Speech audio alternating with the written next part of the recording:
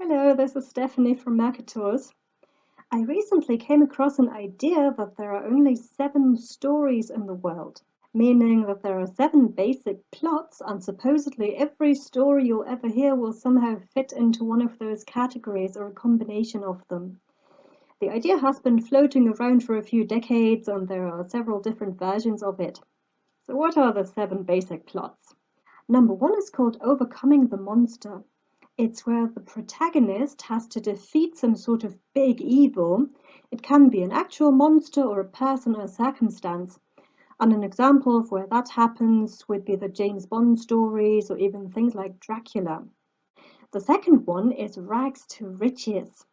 The protagonist starts out poor and then they gain some wealth, material or otherwise, but they lose it all again and they gain it back, and in that process they grow as a person.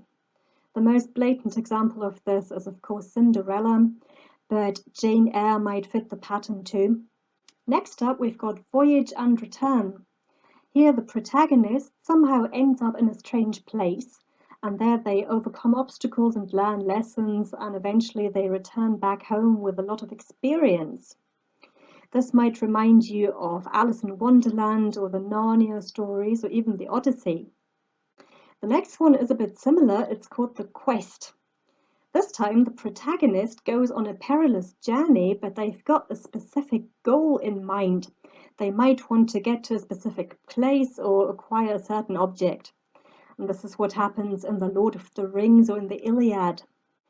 The fifth one is called Rebirth.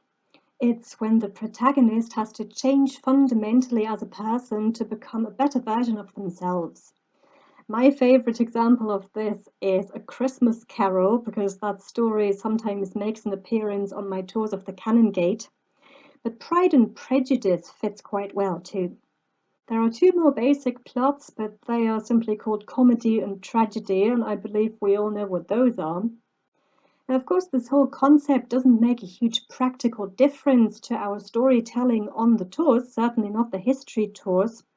But on our ghost tours, where we tell some of the more elaborate stories, some of the folklore and legends of Edinburgh, you might perhaps recognize some of these patterns.